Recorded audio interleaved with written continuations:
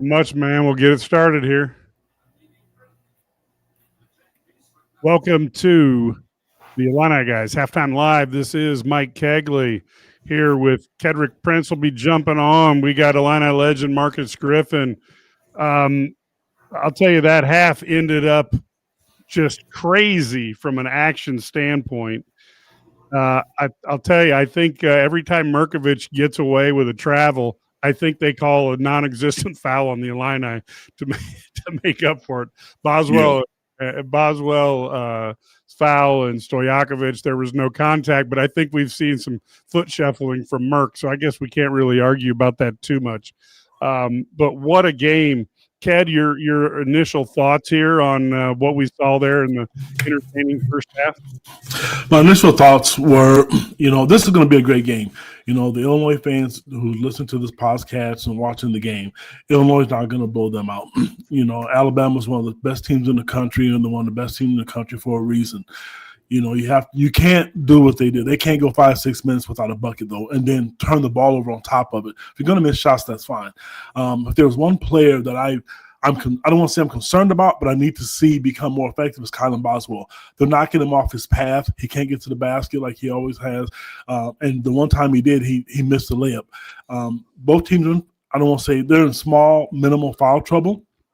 I'll admit that, but they have to get back on defense and not walk back, because as soon as you celebrate and score, they're pushing the ball back down your throat, and they're not looking to shoot a 2. They're looking to shoot a 3. Marcus? I agree with everything that KP said. This is going to be – these two teams are now – I look at – like last week when I saw Texas Tech play, and I told you guys I wasn't high on Texas Tech. That first half, I'm very high on Alabama. Oh, they compete. They play hard. Them guards guard.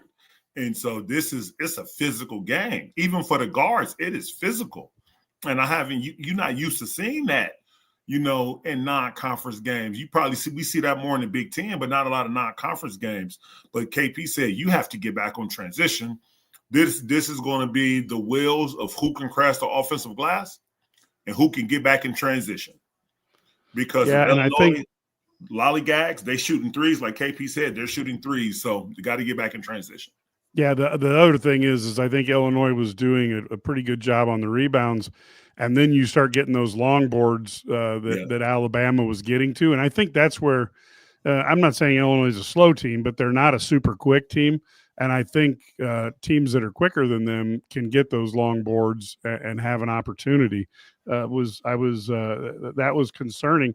I thought it was also very interesting to see Petrovic get out there, and we saw a 3-pointer and a nice drive where he made the cross-court pass for the assist. I was happy to see him playing well, and of course Tomislav out there. You can tell he's kind of getting his way, feeling his way.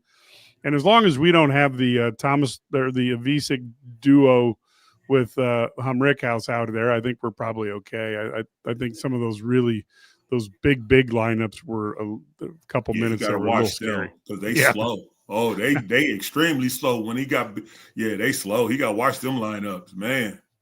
Yeah. And let's go through a little bit on the statisticals. Both teams are shooting 42%. From the 3, Illinois at 40, and Alabama heated up at the end to finish at 38%. Free throw percentage, you're looking at 83 to 80. Turnovers 6-6. It seemed like a little more for the Illini, but points off a turnover 6-2 for Alabama. Total rebounds, Illinois up 21-16. And offensive rebounds, Illinois up 7-5. Second chance points, 11 for Illinois, 5 for our friends in Alabama. But the bench points, Alabama 21-8 had an advantage there. Points in the paint was Illinois 14-10. Fast break was 10-5 Alabama. That goes to what Ked and Marcus were talking about. And then blocks, Illinois is up 3-1. Steals, Illinois is up 4-3. Assists, Illinois is up 9-8.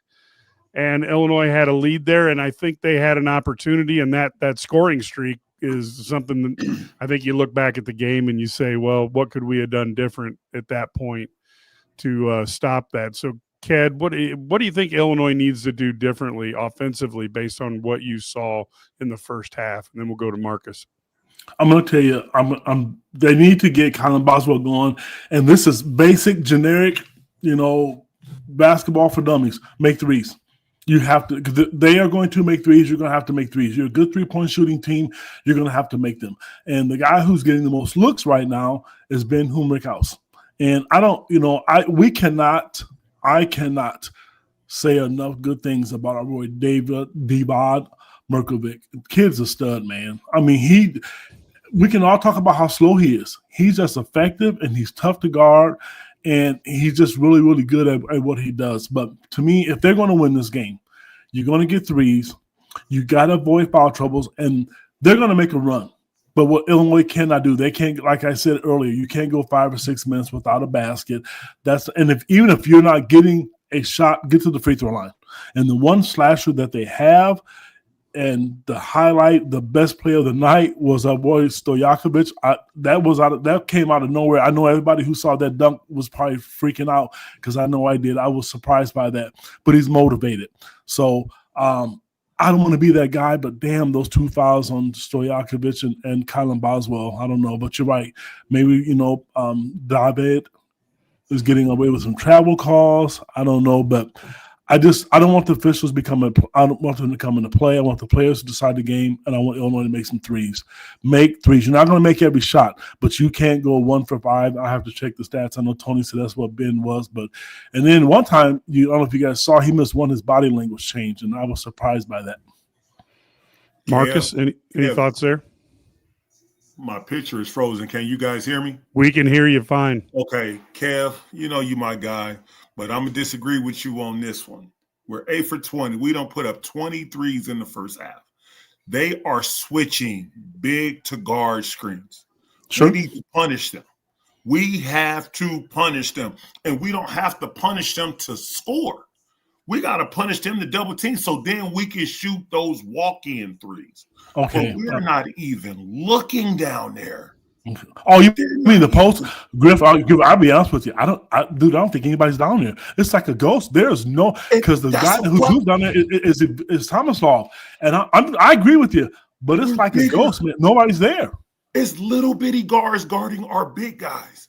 They got to get down there and demand that ball and not to score, but maybe get an extra pair of eyes on them so we can kick it out and get some walk-in threes. But we need to dominate the paint. I'm sorry. We got a clear advantage in size. We're shooting 8 for 20. That's way too many threes for a first half. And I understand we gotta try to stay somewhat close because Alabama's going to put up a lot. But we got to attack that paint, and we got to get our big guys more involved down low. We got a clear advantage down there. I'll tell you something else, fellas. I have to give Alabama credit. They got their behinds kicked on the glass against Purdue. Illinois is having a fight to get rebounds. I mean, they're doing a really good job of blocking on. Yes, they are. They're doing a really good job of keeping them off the glass. Their guards are getting in there. And it's not their big guys. It's their guards getting in there, tapping the ball up, getting it away from our guys. So if our guys can if we could get back in transition, we could attack that paint with the ball or with the post, we would have a successful second half. Yeah, I thought one thing that Humrickhouse did quite well, he did have 5 rebounds, and he had that chase down block that started Stojakovic's dunk. That's the second time he's done that this season. I don't know that he did it all last year. So it seems like he's definitely feeling a little better there, but you're right. At some point, you want to, if you're a 3-point shooter, you can't live on shooting 1 for 5. That's just not good enough. And I was surprised on Merkovic because even against Alabama, he gets a lot of his rebounds way under the rim, and he still uses his body to get at it. Although I did notice they were basically going, and Philip just talked about that. They were going at the ball every time Illinois gets a rebound, offensively or defensively. They are really going hard at it.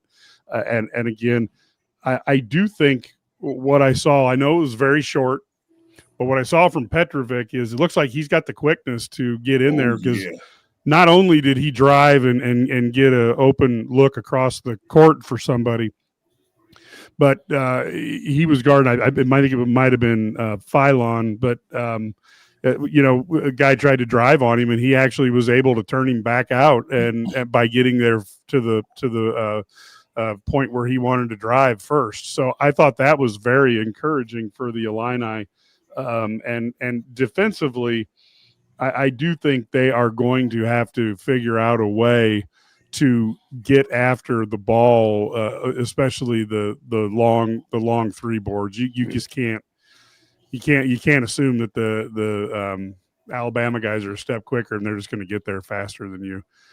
Ked, defensively, anything you'd like to see?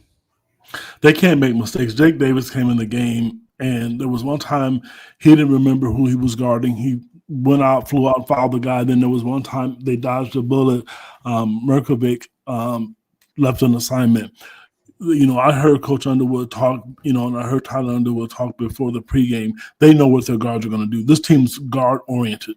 You can't make mistakes on the perimeter, and they don't care about chucking them. They're going to let the ball fly, and some people are probably mad about rebounds. I'm telling you, the long rebounds are tough. And to be honest with you, I've never liked the United Center. I don't think it's a good shooting arena. I don't think Alabama's lighting up the scoreboard either. I mean, Keaton Wagler missed shots that he normally misses, but I'll say it again. They have to get Kylan Boswell going. Here's what I think the key to second half. Spread the floor, let him attack the basket, finish, and get the guards in foul trouble. You got to get them on the bench. You have to put them on the bench, because if you put them on the bench, then they're not going to be as effective. This is a guard-oriented team, without a doubt.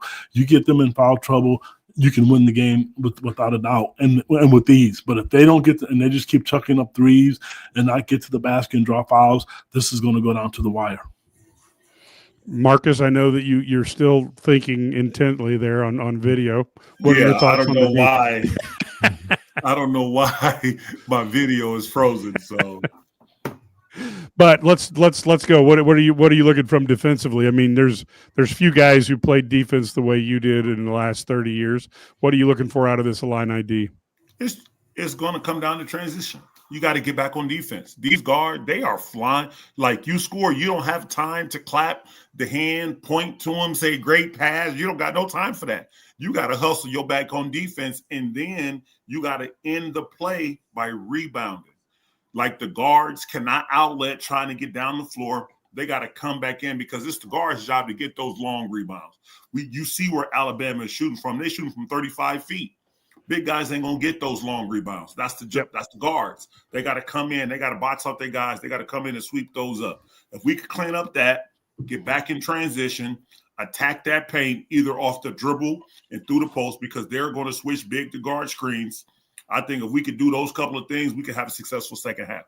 All right, folks, you got to come back after the game, because we will be live. It's time to go to the second half tip. Until we see you again, go Illini. See ya.